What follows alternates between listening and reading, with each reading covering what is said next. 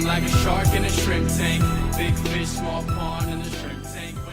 Welcome to the post-show wrap-up of the Shrimp Tank. I'm Brad Berger along with my co-host Dan Whedon. And our guest today is Bob Mighell with Tilting Motorworks. We just had an intriguing and fun conversation with Bob. To listen to the entire podcast, visit us at shrimptankpodcast.com/Seattle or subscribe to our podcast on iTunes, iHeartRadio, Spotify, and Google Podcasts.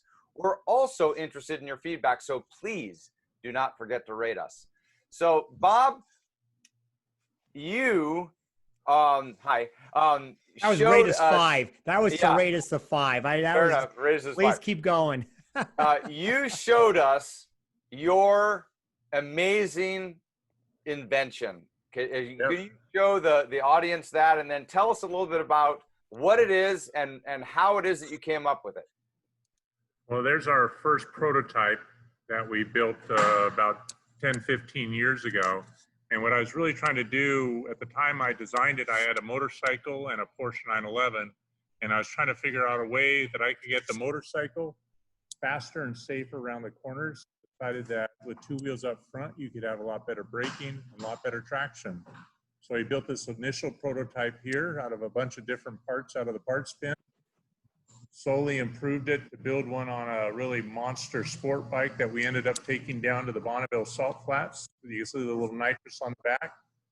And then ultimately to our finished products now, where we're building 2-wheel tilting front end conversions for Hondas, Harley Davidsons, and Indian motorcycles.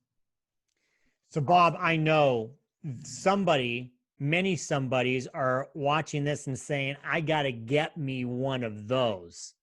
And by the way, you have to go to his website. It's going to be on this video. You have to go check out the videos and the images. It's really cool. But Bob, if somebody says, okay, I'm in, I like Harley Davidson, I like Honda, whatever it is, how do I get one of those? What's the process of purchasing one?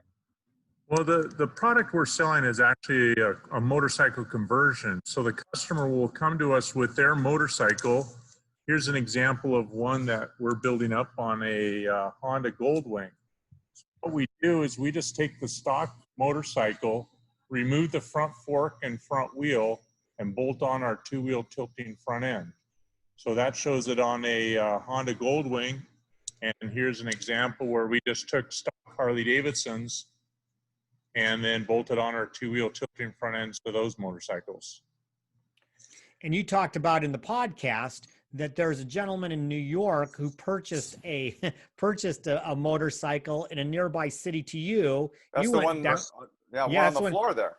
Yeah, that's this one right here. Yeah, and we've had other customers. I had one his motorcycle out to us from Maryland. We converted it here at our shop in Snohomish. Wow!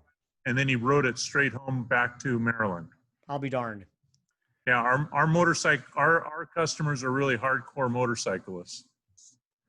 Well, Bob, speaking of, anybody who rides on the road is ultimately going to have potentially a run-in with the law.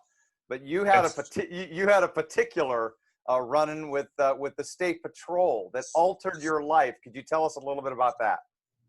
Well, with the original prototype we developed, like I said, back probably around 2005. That's this little hot red number over there. We had so severely modified that motorcycle that we had to take it to the state patrol to get it relicensed and inspected. And the state patrol was the one that told me the reason we had to get it inspected was that we had cut the frame. And a motorcycle is already classified as 2 or 3 wheels.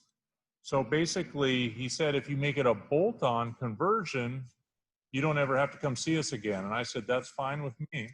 And so from thinking that we were going to build complete motorcycles based on our technology to actually building what we do now, these conversions where we take a stock motorcycle and then bolt on our 2-wheel front end. So thank you, Washington State Patrol.